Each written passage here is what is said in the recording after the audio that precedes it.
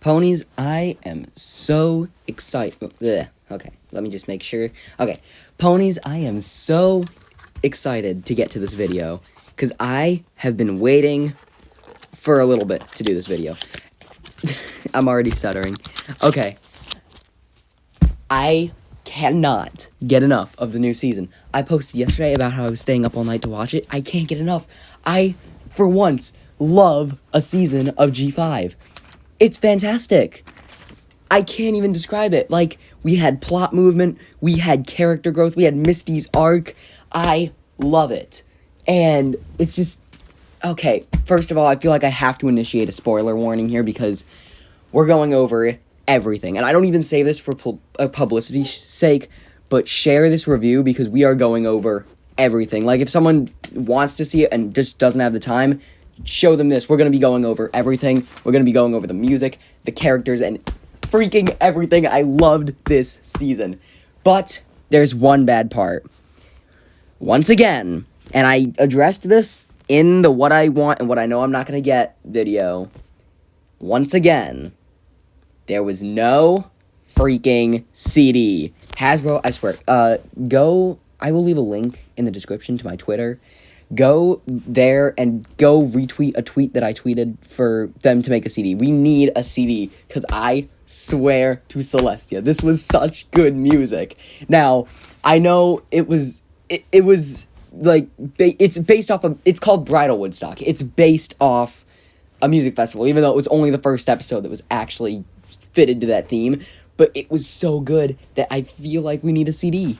There was one song, I will leave a link to a YouTube playlist where you can go listen to the music. And it's good. It's really good. I like it.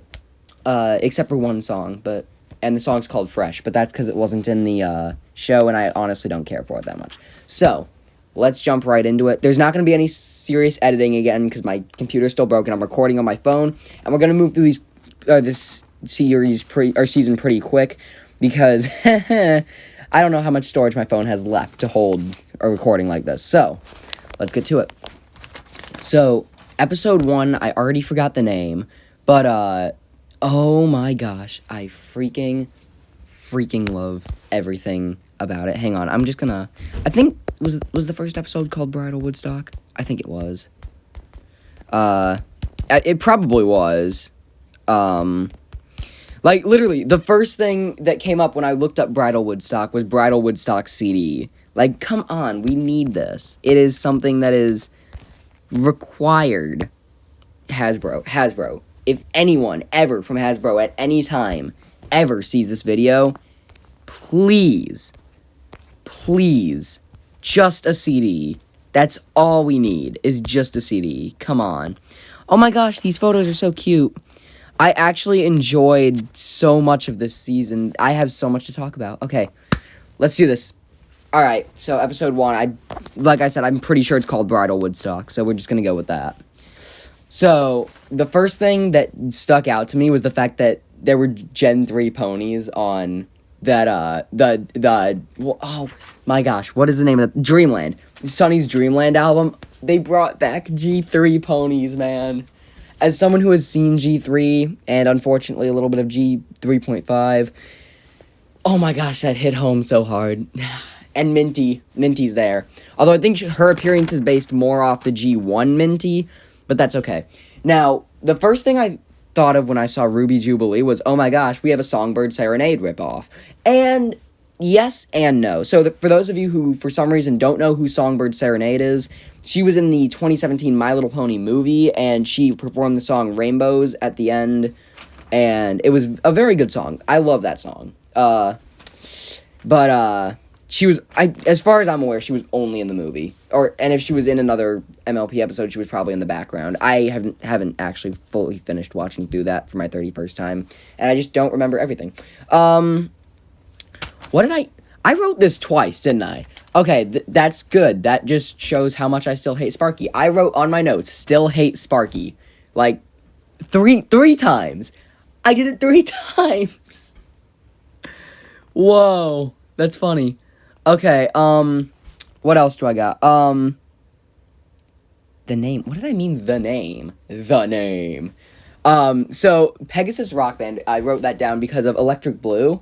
I like the idea of Pegasus Rock Band. If only, if we could just get a Electric Blue, like, album, I would listen to it. I would buy it. I would listen to it. And speaking of which, I did buy this album on iTunes, but it's not the same. I don't like digital music as much. I have a CD player. Come on, guys. I also like the fact, so we're finally seeing some personality in the background ponies, like, from Bridlewood. Like, one of them is totally high. Like, all you have to do is watch, like, the first, 7 minutes of the episode, and you see, like, this totally stoned pony. Which makes sense. It's Bridlewoodstock. I mean, what were they doing at Woodstock? Mostly drugs. I'm sorry, that was a bad joke. I also like the fact that they did the Bing Bong song and dance, like, just ward off the jinxies. I love all of the movie callbacks in this thing. I realize I'm doing this more like a podcast and not an episode, like, or not like just a normal review, but I don't care. Like, what did I write down under movie callbacks? There were a lot. There was, like, the hat, the unicorn, repulsion hat. There was the calendar, the Hitch calendar, where Sprout's like, I can do things, and then proceeds to kick the calendar in the drawer and act like a brat. And, like, Alphabiddle brings up Just Prance later on. Okay, you know what? We're going to talk about that later. No, we're going to talk about it now.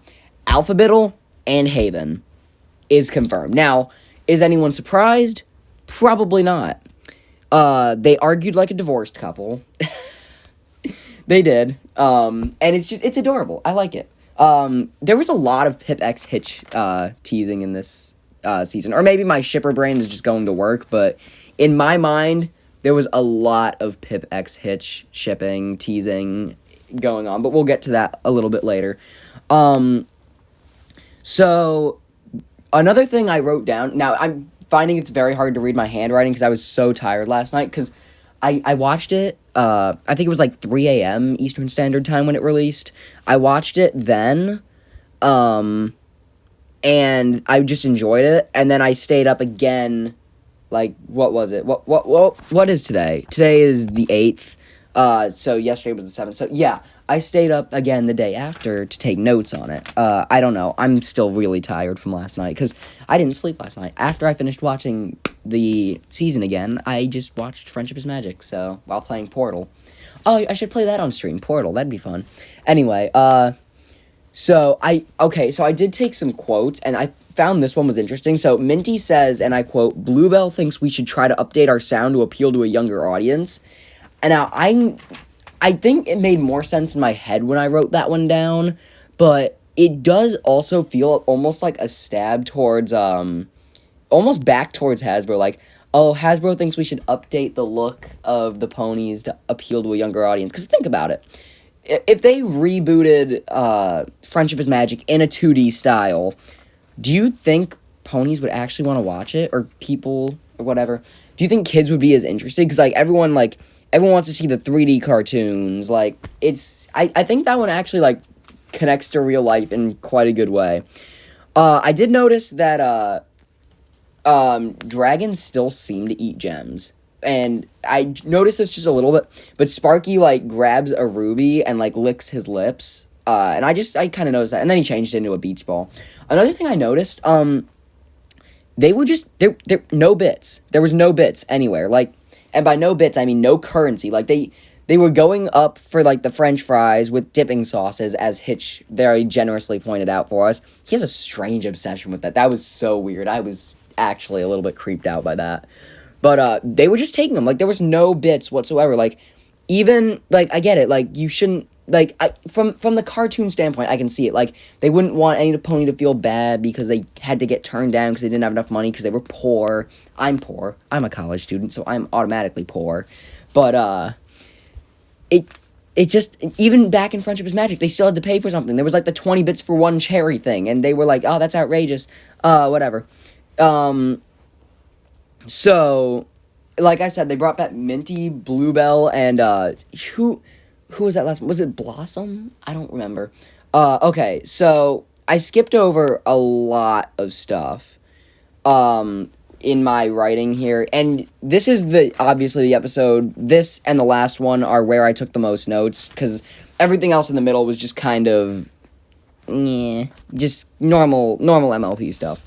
But Okay, so by the time I was done, we got to the first song. I'm not going to play any of the songs. Well, maybe I'll play one, but not this one, because I'm scared of copyright. And I actually might make this video premiere instead of just being normal. So the song's called Iconic, and it's sung by Ruby Jubilee. And it definitely gave me a lot of a Songbird Serenade vibe with the stage and how she sings. But the song is good. I like it. But then it gets ruined. But this is why we buy the album, so we can hear the extended version, or the full version. So anyway, it gets ruined by the Troggles. I'm sorry, I was tired both times I saw this season. The Troggles come in, they steal Ruby's voice, and then they start stealing every pony's voice, and it just, yeah. And then okay, so this kind of ticked me off a little. So, for anyone who watched my MOPG5 movie review, I was a little bit mad about all the speculation they do. Like, oh, the crystals must fit together, and that's how magic comes back. You have no reason to believe that.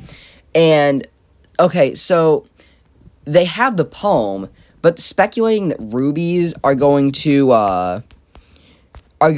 like, stop them completely, like, that's a little bit of a far leap just from the poem. But, what else? Okay, hang on, I think I found the actual episode names, but, yes, so it was called Bridlewoodstock, the first episode. Thank you, IGN. So, I also noticed that, Sunny seems to, gain a lot more control over her alicorn powers. Like, she's just like, oh my gosh, my friends need help, I gotta be an alicorn, and she was. And it was pretty good. I think it's fine. I do want to, like, kind of poke fun at the drum setup of Electric Blue. They got a snare drum, a bass drum, and a hi-hat. And they're playing full drum solos. Yeah. That's how that works. Now, as someone who personally owns a drum set, I know that this is not how drums work, but who cares? Okay. Now we're going to talk about this. I got to talk about this. I freaking love the song at the end of this episode. I'm sorry I'm smacking my workstation, but I love it so much. It's called Hooves Together. You know what? I will play, like, the chorus of this song if I can find it. You know what? No, I'll just play, like, the start of the song for you guys. Just listen to this. Hey! Whoa! Put your hooves up, put your hooves up. Hey! Whoa! Put your hooves up, put your hooves up. Generations coming together. Celebration, dancing and laughter. This is a call to you from all walks of life. Lift up your hooves and now under the starlight. There's magic rainbows for hundreds of miles. Me and my ponies never go out of style. We don't hang our heads when things get too hard. We put our hooves together, 'cause we're forever friends, making our mark and putting hooves together. Here, once again, for fear of getting copyrighted, I'll cut it off there. But, I'm probably already gonna get copyrighted off that part. But, oh my gosh, I love that so much. Like, just the melody, it's so great. I love the song. I cannot stop listening to it. I swear I've listened to it like 50 times. I think YouTube is actually getting concerned with how many times I've listened to it. And then my iTunes got concerned with how many times I listened to it once I bought the album. But I love the song. And I like the line, me and my ponies never go out of style. They don't. We all know they don't. Like, I wonder if that's just like a little bit of a poke, like, oh, there's always going to be fans of the show. There will.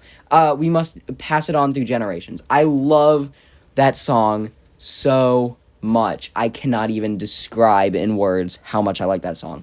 Okay, I probably need to move faster, but that's okay because I didn't take as many notes on the next episode. So, episode 2 is called Top Remodel. What does it say? While the ponies decide how to renovate the abandoned Cantor Logic building, Zip attempts to decode a cryptic message from Twilight Sparkle. Okay, that's actually not bad. I'll read those little blurb things on IGN. Okay, so as it said, Cantor Logic's abandoned. So apparently they just went out of business completely. That makes sense. Their whole thing was towards building protection from unicorns and pegasi, and they're just not doing that. I liked how Hitch said, "I ain't scared of no ghosts," and that's a Ghostbusters reference. Come on, we all know it. You're not slick, Hasbro, but it's still funny. So I like the fact. So it says Zip attempts to decode a cryptic message from Twilight Sparkle. I'm glad they didn't forget about the message. Like, they didn't bring it up at all during Winter Wish Day, and I know it was supposed to be a Christmas special, but I feel like it should have at least been brought up. Zip was... maybe Zip brought it up. I haven't watched Winter Wish Day in a while. But I'm so glad that it's not forgotten, that it's still a good story point. It kind of makes me wonder how Opaline has a phone. Like, we see in the episode that Opaline has a phone, how, and why, and no, okay? So then, Sprout comes back, and he's still super insufferable. I still hate him, as an antagonist and just as a character in general. And we also start to see the start of a Misty, redemption arc, and that is going to be confirmed by the end of the, season where she more or less joins the main six. In fact, there was a toy that was just released called Misty Joins the Main Six, or something along the lines, and it was a Misty toy with, brushable hair, but that's not the point. And we're gonna get to that later. We're gonna get to that later. In case you haven't seen this, I gotta tell this in chronological order, but Misty's arc starts here. Like I said, I saw some, Hitch x Pip shipping, especially when they do their song together. What's the song called? It's called, Nope, I don't remember what the song's called. Give me 2 more seconds. I can do this, I swear. I totally know how to do this. It's called With Each Other. It's not my favorite song, but it's also adorable because I can definitely see a Hitch x Pip ship.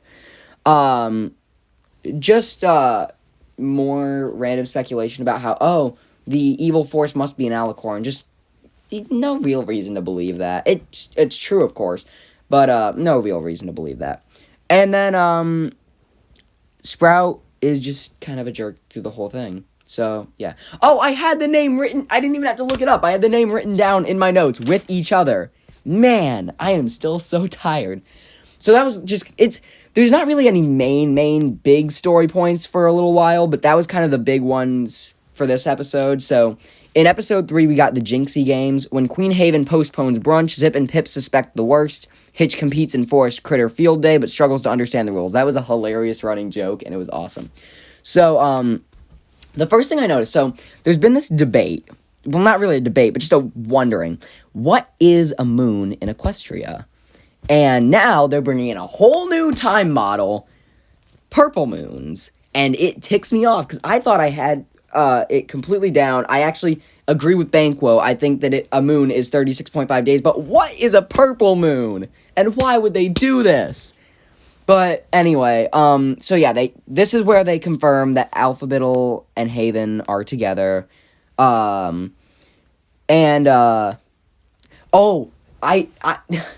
handwriting was so messy last night. I love what Pip says about sports. He's like, this is what all sports look like to me. And that's funny. So, the whole gimmick of the episode is that everything is just, super... The rules of the Forest Critter Field Day just don't make sense at all. They're stupid. And no one knows what's going on. And Pip's just like, oh, this is what all sports look like to me. That's hilarious. And also, I noticed that Pip got a little bit flustered when Hitch talked to her. So, just more Hitch x Pip stuff. So, I forgot to mention this, but at the end of... Episode 2, they decided to make Canterlot Studios, and I find that interesting just because Canterlot is, if you've read the comics, they have been to Canterlot canonically, assuming the comics are canon in your mind, but they have named the old Canterlogic building Canterlot Studios. So, we get to episode 4, Sunny Side Up. Opaline grounds Misty for failing to steal Dragonfire, then Hitch and Sunny kick off the grand opening of, Canter Love. Man, I can't hear or talk.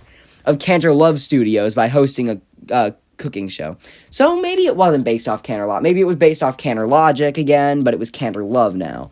So, we still see more of, a lot more of Opaline's emotional manipulation over Misty, and I still hate her for it. I want to kill her. Misty's so adorable. So we also get to see baby Celestia and Luna in a 3D style, and I don't know how to feel about it. I'm not going to put up a picture because I don't have any editing capabilities whatsoever. I can throw this OC up there, and that's about it. But, yeah, because I'm editing it with iMovie. Yay! But I don't know how to feel about it. Like, seriously, if you have any chance whatsoever, go watch the season now, because it is so good. So, I also, I hate the fact, Opaline says, NMP. She's like, oh, as the kids say, NMP. She's using texting acronyms, and I hate it. And then she proceeds to say, not my problem. Like, no, just say, not my problem. Don't say NMP. You're supposed to be a big, bad villain. Don't be an influencer type villain. I'm an influencer in a way, and I don't like myself either. So, also, I noticed a little bit of Hitch x Sunny teasing here, too, because they, like, had their faces super close, and then Hitch tripped, and it looked like they were about to kiss, and then they fell on top of each other, and they were super flustered. So I don't know which way Hasbro's going here, but Hitch is going to end up with either Sunny or Pip, I guarantee you. Or they're going to pull a fastball, and it's going to be Izzy. And I really hope it's Izzy, but it's not going to be Izzy. Misty starts questioning Opaline a lot in this episode. She's like, what has Opaline ever done for me? She's being really mean to me. Whatever. We also learn about the Dragonfire Crystal, or the Dragonfire Stone, or whatever they called that thing. Which is apparently some big magical artifact that, like, harnesses Dragonfire. Yeah, and so then Canterlove Studios is, like, open and booked out for the whole month. It's crazy, whatever. Next 6 months, I think, is what Izzy said. Alright, so, episode 5, we've got the Masquerade Ball. It's the Mainsquerade Ball, sorry. It's the Zephyr Heights Mainsquerade Ball, and every pony's invited. When Misty sneaks out of Opaline's lair, the ponies bring her along to the party. So, fun fact, so this episode starts out with, like, this makeover scene, and this happened to be the scene that my pony-hating roommate walked into my room on. And he's like, oh, this is why I hate it. It's like, no, I don't do all this girly makeup. I'm surprised you're not a drag queen. It's like, dude, chill out. We're not like that. I also like how they're wearing, like, I know it's a Masquerade Ball, but it's like, they're like, wear a mask. It's like, yeah, wear a mask. It's so good. I love it. Just hits too close to home. We also definitely see, so we get a confrontation. I wrote this thing down twice because there's 2 confrontations. So, Zip, ends up, so, they, Misty follows Zip to the archives. Zip is trying to research alicorns, and Zip finds Misty, figures out that she followed her because only Zip's hoof was able to open it. Misty is not an authorized pony. She would not be able to get into the archives. And she's like, oh, you're hiding something. And she's like, I've been suspicious of you since day one. What are you hiding? Misty plays it off as, I don't have a cutie mark, and she, like, rubs away her little fake butterfly on her flank, and Zip, like, comforts her. They're like, oh, no more secrets. We're all good. Of course, there's the big secrets. And then we get the other good song of this season called Show Me Your Pony Moves. I like it, except for 2 points. 1, Hitch says slay. I don't like that. No. Second of all, I don't like how, like, they're, like, pushing the whole pony thing. Like, there would never be a song in Friendship is Magic called Show Me Your Pony Moves. Like, but whatever. It's not a big deal. I'm fine with it. Oh, next page. What do I got here? And Opaline does get a hold of the Dragonfire Stone thing. The Dragon Stone, whatever. Okay, so episode 6, A Little Horse. I love this episode so much. Pip is adorable in this episode. On the morning of her big announcement, Pip gets sick. Can her 4 best friends nurse her back to health in time for her highly anticipated live stream? Yes, I can spoil that now. So, Zip's a total nerd. We learned this about fantasy books. Zip is a fantasy nerd. What's the difference between a nerd and a geek? Well, there's a Venn diagram on it. Just look it up. It's probably there. The soup, I wrote the soup down for a reason. I love the way Pip describes it. She's like, it's like, I am in it, on it, and around it. What's in the soup? It's like, well, what's in it? It's just soup, and it's good soup. It's like, that's crazy. I love it. So, Haven says she can't cook at all, But she also has tons of recipes she's gonna give Sunny and show her how to do. That just doesn't add up there. Opaline says something very fun in this episode that just kind of, I feel like it's a callback, but it's also kind of horrible. Opaline calls herself the great and powerful Opaline. Yay! Trixie callbacks of everything. And also, Pip and Hitch connect a lot in this episode, and it's adorable. Also, the episode ends, I swear, I did not hallucinate this, but the end of the episode, there is a switch click. Like, Nintendo Switch, you know how it goes like, click, like, when you attach a Joy-Con, it goes like, or like, do you know the click I'm talking about? I swear that it was in the end of the episode. And then, it was just, I swear. Okay, so finally, the season finale. Episode 7, Missing the Mark. So Sparky's in trouble. The main 5 must join forces with Misty to battle the evil Opaline and stop her from capturing Dragonfire, if they can trust Misty. So, this drives me nuts. We have had 2 seasons now that have revolved, the season finale has more or less revolved around Sparky. And I hate Sparky. So anyway, so Misty, we start the episode, Misty has Sparky, but this time she's actually at Opaline's palace. She has got him. She's not like hiding out in the Crystal Bright house. I don't know why I wrote this down, but when they open Izzy's supply closet, Izzy's just like empty. It's so cute the way she said it. But anyway, the call and response song that they used in season 2 finale doesn't work. They're kind of trying to emphasize, hey, this is actually a new season finale, finally.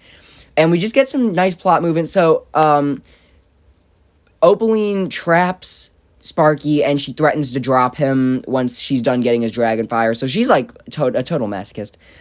She's got no purpose of dropping him, but she's going to do it anyway. And I can kind of vibe with that. Drop the dragon. And she also reminds me so much of Mother Gothel. She's like, I know best, and stay in the tower. But, you know. Oh, I wrote down, Misty scared me. You know why? She burst through the Bright House doors, and I was expecting it, and I still jumped. Like, maybe it's because it was, like, 2 in the morning at the time, but I got scared. So, Opaline also says something I vibe with. She says, I just want to watch this stinky dragon fall first. Me too. Drop him. Drop the dragon. And then it happens. Misty helps save the main 5, and she gets her actual cutie mark, and it is the butterfly she's been drawing on her flank the entire season. She has her cutie mark, and it's perfect. We hear Opaline's name. So we had the toy, Opaline Arcana, and so now she's actually said her name in the show. She's like, I am the great fire alicorn, Opaline Arcana. So that's cool. And we get this whole attack, like the confrontation. So Sunny ends up in some rough spots. Just go look up the scene or something, or watch the series. I can't explain how good it was. It was such a good season. And we also, we got what we did. So at the end of the season 2 finale, we get Opaline saying like, talking about her big master plan or something, I think. Or that was at the end of season 1, which was just a special. But, we get the same thing here, and she's talking about new dragons, and, like, if one of them is awoken, the others must have as well. So I am so curious to see how this goes down. But now, Misty's more or less with the main 6 now. So, there we go. That's the whole season. And I love it. So, if you watched this season yourself, congrats. If you didn't and listened to my review, congrats. If you didn't and didn't listen to my review, then you're not hearing this message. But do one of both.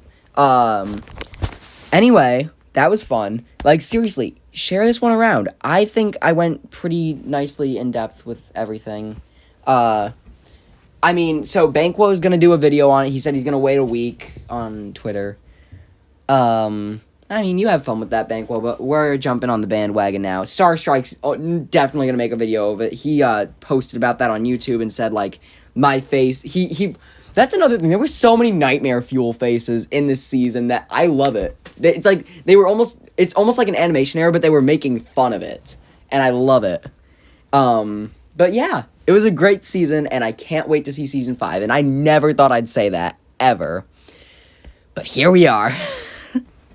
I just can't voice enough. And the song Hooves Together, seriously, go listen to that whole thing. Like, you heard a little bit of it. Go do it. It's so good. Anyway, that is it for today. Thank you guys for listening. I know this was a long video, but everyone else's video is going to be long on it too, because there was so much to cover, and it was so good. Banquo, if you end up watching this video, I can't wait to see what you thought about this. And, Starstrike, I hope that your video goes well too. I will watch both. I will watch both Banquo and Starstrikes. I won't react to either, because it's just going to be more or less probably the same thing that I did, unless Starstrike wants to throw in a theory of his own. He does that a lot. But, yeah, I cannot wait to see how the end of this goes. I am so excited. And the thing is, they haven't, in my opinion, haven't made a good season of My Little Pony since Season 9 of Friendship is Magic, but they finally did for G5. And also, the ponies got cuter. They really nailed the 3D animation, and they're adorable. Alright. Thank you. Like and subscribe if you guys want to see more videos like this. Maybe I'll go cover the other seasons. I never really covered them. It's just kind of, oh, this happened. So anyway, goodbye. Have a nice day, I guess. Don't kill someone, I guess. That's gonna be the new motto. Don't kill someone.